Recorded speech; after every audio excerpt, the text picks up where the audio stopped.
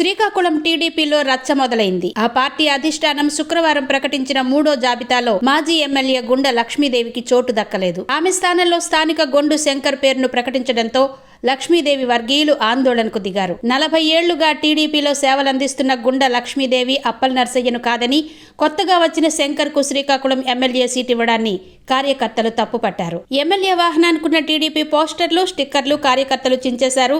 Party పెద్దలకు ఫోన్లు చేస్తున్నా స్పందించకపోవడం పైన కార్యకర్తలు ఆగ్రహం వ్యక్తం చేశారు. చంద్రబాబు పార్టీ టికెట్లను అమ్ముకుంటున్నారని, చంద్రబాబు జైల్లో ఉన్నప్పుడు కూడా తామంతా గుండ దంపతుల ఆధ్వర్యంలో నిరాహార దీక్షలకు దిగామని, అవేమీ ఇప్పుడెందుకు నారా చంద్రబాబు నాయుడుకు గుర్తు రాలేదు అని ప్రశ్నించారు. గుండ లక్ష్మీదేవి శ్రీకాకుళం ఎమ్మెల్యేగానైనా ఎంపీగానైనా స్వతంత్ర అభ్యర్థిగా బరిలో ఉంటారని పెద్ద ఎత్తున నినాదాలు చేస్తూ ప్రకటించారు. టీడీపీ అధిష్టానానికి వ్యతిరేకంగా కొద్దిసేపు ఆందోళనకు దిగారు. ఈ సందర్భంగా గుండ లక్ష్మీదేవి భర్త మాజీ మంత్రి గుండ అప్పల్ నర్సయ్య మాట్లాడుతూ కార్యకర్తలు సంయమనం పాటించాలన్నారు. పార్టీ ప్రయోజనాన్ని దృష్టిలో పెట్టుకుని వ్యవహరించాలన్నారు. తాను కూడా పార్టీ పెద్దలతో మాట్లాడితే గతంలో ఎర్రన్నాయుడు, శివాజీ కూడా పార్టీ టికెట్ దక్కకపోతే ఇండిపెండెంట్గా పోటీ చేశారని, మీరు కూడా అలానే చేయండంటూ సలహా ఇస్తున్నారని గుర్తు చేశారు. మున్సిపల్ పరిధిలో తన సేవలను చూసి గద్దె బాబురావుతో మాట్లాడి దివంగత ఎన్టీఆర్ తనకు ఎమ్మెల్యే సీట్ ఇవ్వాలని చెప్పారని ఆయన గుర్తు చేసుకున్నారు. 40 ఏళ్లుగా పార్టీనే నమ్ముకుని తమ దంపతులున్నామని, క్రమశిక్షణకు మారుపేరుగా తామెప్పుడూ పార్టీ వ్యతిరేక కార్యకలాపాలకు పాల్పడలేదని అన్నారు. ఎన్నో అవకాశాలు వచ్చినా పార్టీకే విలువిచ్చామన్నారు. ఆనాడు నందమూరి తారక రామారావు గారు నేను మున్సిపల్ ఎన్నికల్లో కానీ మున్సిపాలిటీ పార్టిసిపేషన్లో కానీ వ్యవహరించిన తీరు చూసి గద్దా బాబురావు గారితో ఆ కుర్రవాడు చాలా మంచివాడు, ఆయనకి పార్టీలో ఎమ్మెల్యే టికెట్ ఇచ్చి గౌరవిస్తాను అన్నటువంటి విషయం తెలియజేసినటువంటి సందర్భాన్ని నేను గుర్తు చేస్తున్నాను.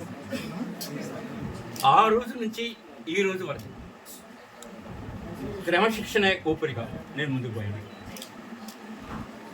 ఏనాడైనా అవకాశం వచ్చేటప్పుడు కార్యకర్తలకి ఉత్తేజంగా నేను మాట్లాడేది ఒకటే, పార్టీలో క్రమశిక్షణ ఉండాలి అన్నటువంటి చెప్పడం జరిగింది.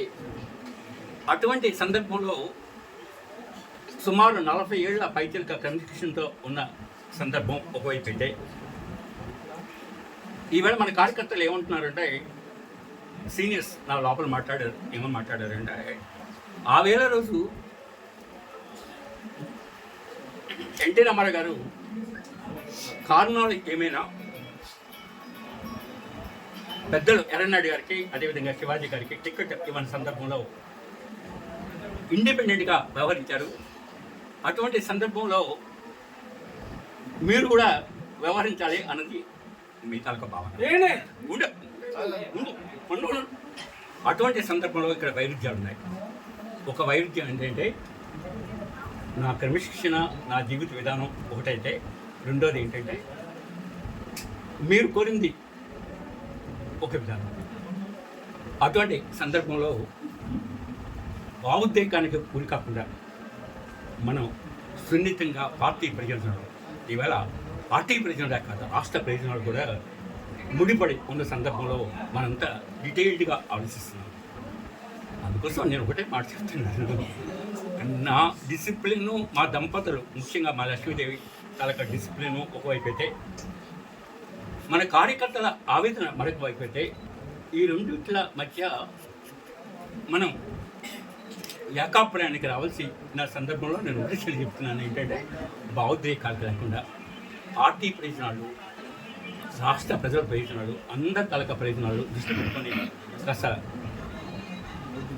మనంతా సమయం పాటించాలి అని మీ అందరికీ నేను కోరుకుంటున్నాను. ఇప్పటికీ ఇంతకంటే ఎక్కువ చెప్పలేకపోతున్నాను. అందుకు